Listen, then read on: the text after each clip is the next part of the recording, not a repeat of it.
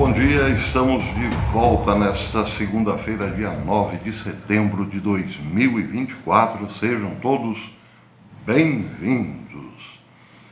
A semana passada terminou, meus amigos, com importantes analistas econômicos lá nos Estados Unidos, dizendo que a possibilidade de uma derrocada econômica global é muito, mas muito grande. Isso por vários motivos, claro, mas o principal deles é a monstruosa dívida norte-americana. E aí, para entender a situação, para principalmente um leigo como eu, é preciso ir às máquinas. Se você tem indústria, certamente tem máquinas. E sabe que máquinas custam caro, custam muito dinheiro para comprar e depois para operarem também são bastante dispendiosas. Então, ninguém investirá numa grande máquina, numa máquina caríssima, se não tiver a perspectiva de um bom lucro, certo? Confesso aos amigos que eu acompanho a série Febre do Ouro. E lá entre Canadá e Alasca, os americanos e canadenses investem pesado em grandes máquinas de mineração, como troméis, por exemplo, ou plantas de lavagem. Aí o sujeito compra uma planta de lavagem caríssima, que custa caro para comprar e caro para operar, e certamente tira o seu lucro de uma terra farta em ouro. Mas e se não há ouro na terra? Bem, prejuízo na certa. O fato é que as máquinas estão ligadas necessariamente a uma perspectiva de lucro. Equilibrar esses dois fatores, investimento alto com perspectiva de lucro, é o X da questão, é a chave do sucesso. Não é preciso ser gênio em economia para saber disso. Eu que não entendo nada de economia, sei pelo menos dois princípios básicos. Ninguém sobrevive economicamente gastando mais do que arrecada. E ninguém cresce se não investir. Então é preciso que haja um equilíbrio entre investimento e lucro, certo? Eu acho que você concordará comigo. Mas e quando a máquina é o próprio governo? De onde sai o seu lucro? Se não de impostos e mais impostos e mais impostos. Mas onde está o limite de tanto imposto? Eis a questão. Bem, feita esta longa introdução, vamos ao que a revista Fortune trouxe de forma bastante clara para o cenário econômico global no dia 7 de setembro. No dia 7, quando comemorávamos aqui 202 anos de independência, a Fortune trouxe uma matéria que não tem nada a ver com independência. Prestem atenção, é só um parágrafo, mas eu penso muito esclarecedor. Dizia, logo no começo da matéria do dia 7, com a dívida dos Estados Unidos agora em 35,3 trilhões de dólares, o custo do pagamento dos juros de todos esses empréstimos disparou recentemente e agora chega a uma média de 3 bilhões por dia. 3 bilhões por dia.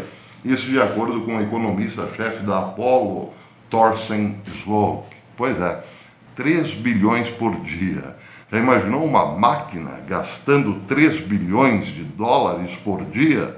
Quanto precisaria arrecadar para ter algum lucro? No mínimo, 4 bilhões de dólares por dia para fazer um lucrinho e deixar uma graninha de reserva para consertar a máquina, se essa eventualmente estragar, não? Pois é. Então é preciso ter realmente uma capitalização aqui importante. E aí, se tratando do governo norte-americano, ele consegue recolher 3 bilhões, ou melhor, 4 bilhões de dólares por dia, e como? Já disse, ou melhor, muitos já disseram no passado, o governo não cria riqueza, ele precisa ir ao bolso do pacato cidadão, do contribuinte, certo? Pois bem, se é assim que a banda toca, assim é que acontecerá o choro e ranger de dentes, caso o limite para meter a mão no bolso do consumidor já esteja próximo ou já tenha sido atingido, por assim dizer. Mas vejam só, esse é apenas um dos sinais de que as coisas vão mal. Lembram do famoso investidor Warren Buffett? Ele é considerado uma lenda entre os investidores. Aqui no Brasil, muitos o chamam de o Barsi americano. Pois é, Warren Buffett, que fez uma das maiores fortunas do mundo na Bolsa de Valores, está saindo da Bolsa de Valores. De acordo com a Forbes, Warren Buffett, preste atenção, o lendário investidor conhecido como Oráculo de Omaha, é famoso por suas escolhas inteligentes de investimento. Então, quando foi revelado que sua empresa, a Berkshire Hathaway, vou chamá-la de BH daqui para frente para não ficar muito excessivo, Berkshire Hathaway, vendeu metade de suas ações da Apple, muitos investidores ficaram intrigados tentando entender o que aquilo significava. A Forbes diz também que no primeiro trimestre de 2024, a BH vendeu mais de 100 milhões de ações da Apple e no segundo trimestre vendeu mais de 390 milhões de ações. Combinado, então, são 500 milhões de ações vendidas por Warren Buffett, da sua querida Apple. Continua a Forbes. A BH de Warren Buffett abre uma nova aba, reduzindo sua participação também no Bank of America. Abre uma nova aba, mais uma vez, totalizando vendas desde meados de julho, em quase 7 bilhões de doletas.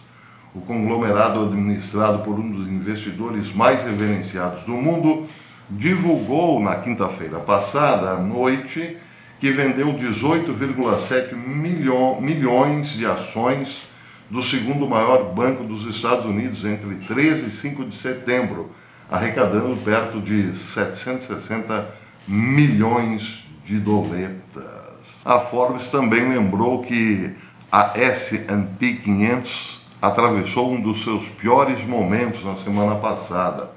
A S&P caiu na sexta-feira, registrando a pior semana desde março de 2023, enquanto os investidores avaliavam as consequências de um fraco relatório de empregos de agosto e abandonavam as principais ações de tecnologia. Mike Snyder comenta essas informações da Forbes. Ele diz que no momento os investidores estão preocupados com que a economia possa estar desacelerando, e essas preocupações foram forçadas pelo relatório de empregos na sexta-feira. Como o Zero Hedge observou, o relatório nos diz que os Estados Unidos perderam impressionantes 438 mil empregos de tempo integral no mês passado. E aqui está a matéria da Zero Hedge. Diz que, começando pelo topo, embora o número de trabalhadores empregados tenha aumentado em 168 mil, um olhar mais profundo na questão mostra que a composição desse aumento é desastroso. Isso porque ele consistiu de um aumento de 527 mil empregos de meio período, compensado por uma queda de 438 mil em empregos de período integral.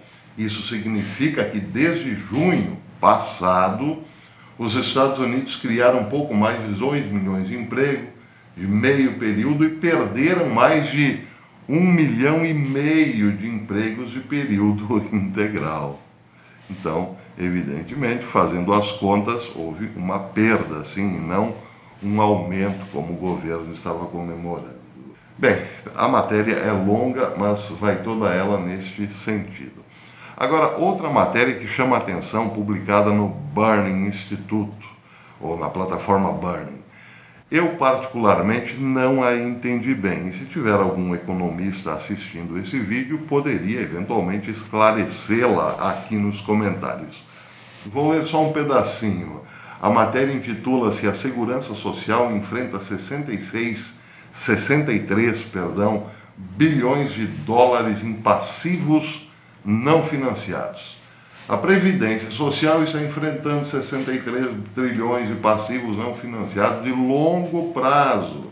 Isso de acordo com o relatório dos administradores do seguro de velhice, sobreviventes e invalidez, de 2024, o relatório.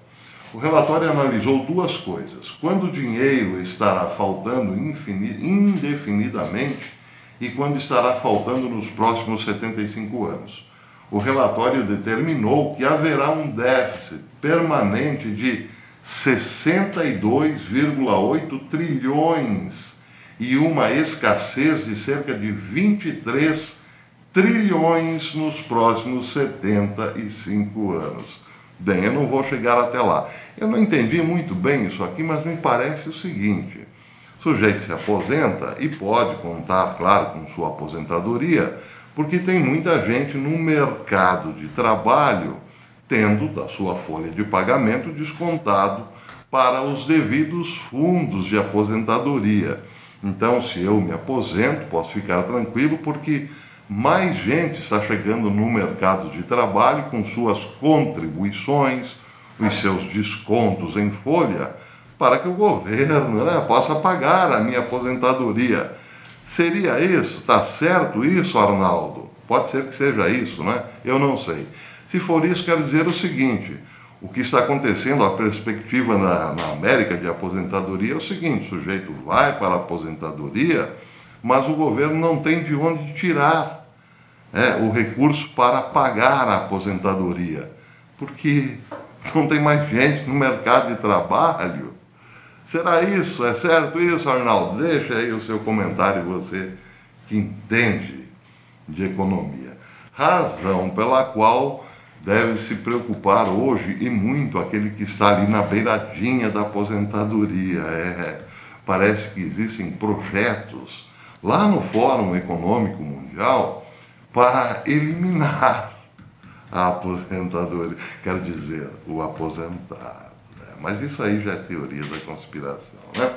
Pois é, eles estão sempre buscando uma fórmula mágica de salvar a história toda. Bem, eu tenho uma informação aqui, mudando um pouco de pato para ganso. Pelo menos 14 pessoas morreram e 43 ficaram feridas, 6 delas em estado crítico, depois de uma série de ataques aéreos israelenses no noroeste da Síria, na noite de ontem, domingo. Isso de acordo com a mídia estatal síria, a Sana. A agência de notícias Sana relatou que Israel tinha como alvo vários locais militares ao redor de Masyaf, na zona rural de Hama. Isso de acordo com a Reuters, que citou 2 fontes regionais de inteligência. Entre os locais atingidos estavam um importante centro de pesquisa militar para armas químicas. Acredita-se que o centro abrigue uma equipe de especialistas militares iranianos, de acordo com o relatório. Segundo Israel, este centro é usado pelas forças iranianas para fabricar mísseis superfície de precisão. Mas interessante aqui fabricar mísseis numa fábrica, num centro de pesquisa militar para armas químicas. Uau, que estranho, não? De acordo com o Observatório Sírio para os Direitos Humanos, um monitor de guerra sediado no Reino Unido e alinhado com a oposição síria, houve 4 ataques em menos de 3 horas, tendo como alvo locais militares a oeste de Hama, onde milícias milícias e especialistas iranianos estão posicionados para desenvolver armas na Síria, e um objeto flutuante na costa de Banias. O canal de notícias saudita Al-Hadat informou que 3 rodadas de ataques foram realizadas contra 5 milícias pró-iranianas em áreas rurais ao redor de Hama.